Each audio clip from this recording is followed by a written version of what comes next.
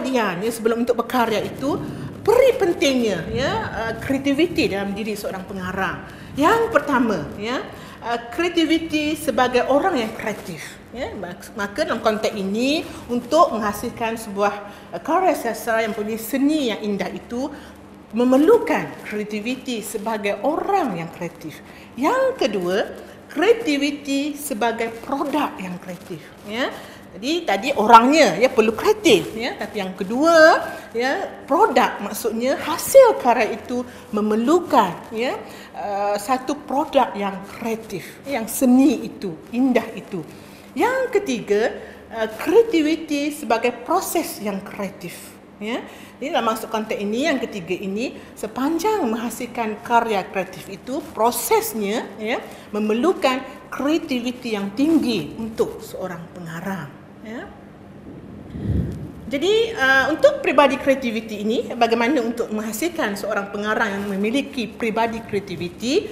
Yang pertama, sudah pastilah ya, penguasaan. Penguasaan ini boleh kita katakan bahawa para pengarang perlu menguasai bahasanya, gaya bahasanya untuk berkarya ya. Maka ini juga ya menghendaki ya penguasaan dari sudut bagaimana ya pengarang itu bila berkarya ya boleh menguasai bahasa Melayu dengan begitu baik ya, dengan begitu indah dan berseni untuk dituangkan ke dalam penciptaannya.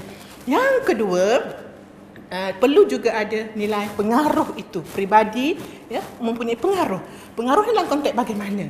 Pengaruh sudah pastilah ya. Seorang pengarang itu mempunyai pengalaman membaca karya-karya pengarang-pengarang besar ya.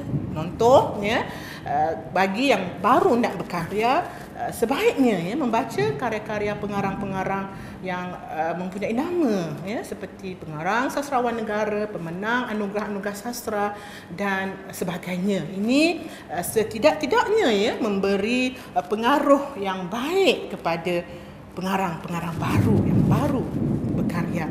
Tapi perlu diingat, awas ya, tidak boleh ya menciplak atau mencuplik karya orang lain. Yang ketiga, kita beralih kepada yang ketiga, iaitu pribadi kreativiti ketabahan. Menjadi seorang pengarang kreatif memerlukan nilai ketabahan yang tinggi. Kerana apa? Kerana ketabahan ini mendidik atau mengajar ya para pengarang supaya tidak boleh berputus asa ya, sebab kita tahu ya untuk menghasilkan karya kreatif memerlukan ya, kesabaran, ketekunan, kerajinan ya. Bermakna sekali kita menulis satu muka surat ya, idea tidak datang atau ilham kita bermasalah, kita perlu sabar, tabah, ya, hasilkan lagi. Atau kita hantar kepada penerbit, ya, karya tidak tersiar, perlu juga kita ada sifat sabar dan tabah itu. Menulis dan terus menulis. Yang keempat adalah pribadi kewaspadaan. Ya.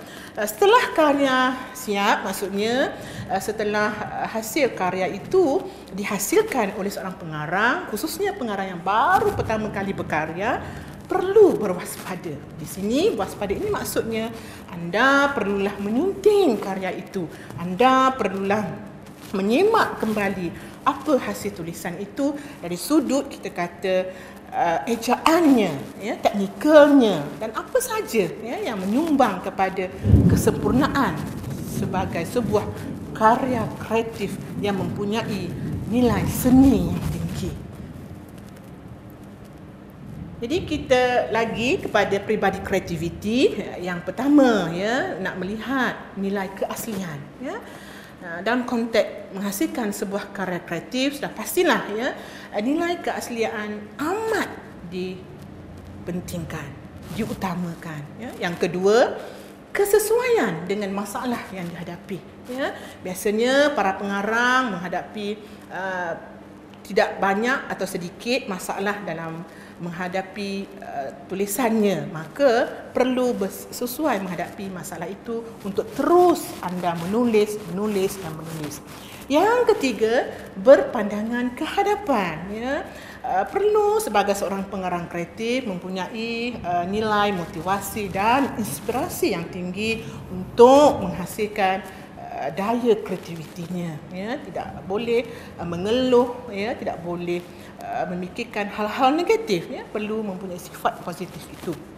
Yang keempat, ya, keupayaan menyelesaikan masalah, ya. Jadi jika sekiranya pengarang itu, ya, menghantar tema persoalan, ya, yang melibatkan kerumitan, ya, maka seorang pengarang itu berupaya menyelesaikan masalah dalam tulisannya itu dan menamatkan penulisannya untuk disampaikan kepada pembaca dan pembaca mendapat iktibar atau keputusan yang berguna daripada karya tersebut.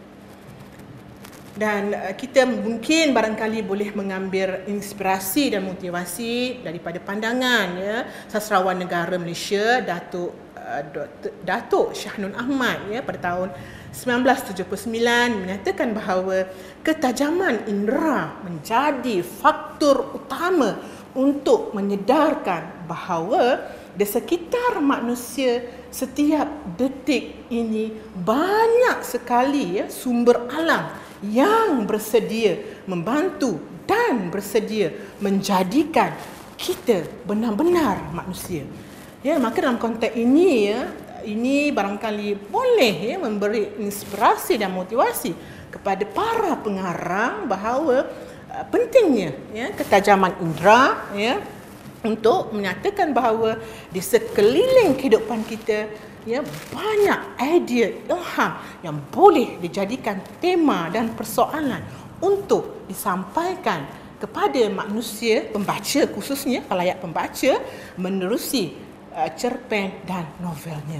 Maka di sini, ya, kita tampilkan beberapa buah buku yang dihasilkan oleh Shah Nun Ahmad, ya, yang merupakan sastrawan negara, juga merupakan mantan atau bekas pensyarah, ya, Universiti Sains Malaysia, ya, seorang sarjana yang banyak menghasilkan tulisan-tulisan ilmiah dan juga banyak menghasilkan novel Melayu, dan beliau, ya, dikenali sebagai seorang raja novelis, ya. Jadi antara novelnya seperti Dengan Debu Merahnya, ya, dan juga Mahabbah, dan banyak lagi hasil novel Shah Nun Ahmad.